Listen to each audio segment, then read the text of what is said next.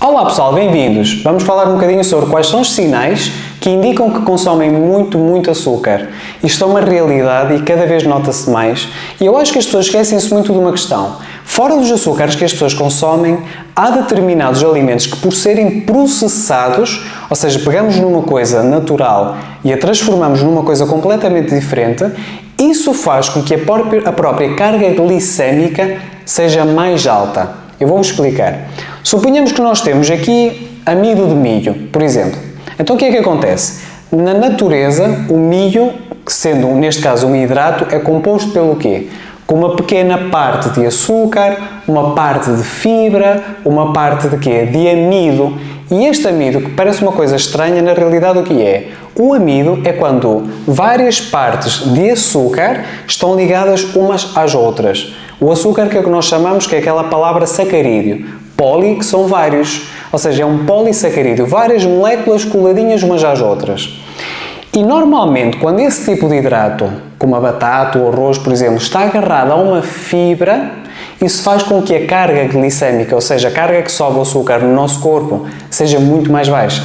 Quando nós pegamos especificamente só no amido, neste polissacarídeo, o que é que nós estamos a fazer?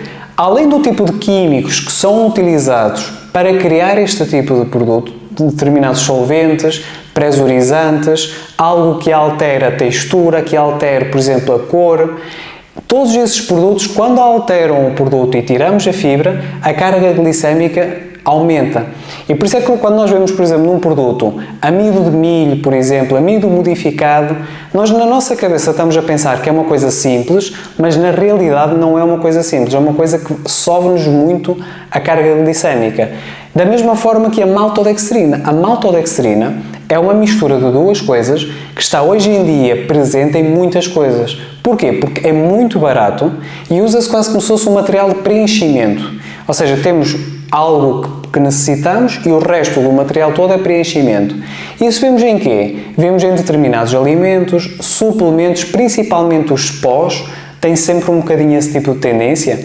E a maltodextrina, por isso é que tem uma carga glicémica na tabela mais alta do que o próprio açúcar, porque é um tipo de amido extremamente processado em que, ao tirarmos a fibra natural do composto, faz com que a carga glicémica seja muito mais alta. Eu vou-vos dar um exemplo. Nós pegamos, por exemplo, num metro tonelado de milho, e isso na realidade custa cerca de 183 euros. E nós pegamos nisto e vamos transformar então numa coisa destas, ou seja, vamos purificar, usar solventes, texturizantes, isso tudo. Nós pegamos uma margem de lucro de cerca de 7.000%, ou seja, nós na realidade com 1 metro tonelada, por exemplo, de milho, nós conseguimos tirar cerca de 3.630 caixas de cereais daqueles tais flocos de milho que muitas vezes vemos à venda. A margem de lucro é tão grande em comparação, por exemplo, com a carne, que faz sentido que este tipo de alimentos, por serem economicamente mais vantajosos, sejam cada vez mais indicados. Agora, fora desta questão, fora de percebermos este hidrato de carbono, o que é que na realidade está atrás desse tipo de sinais?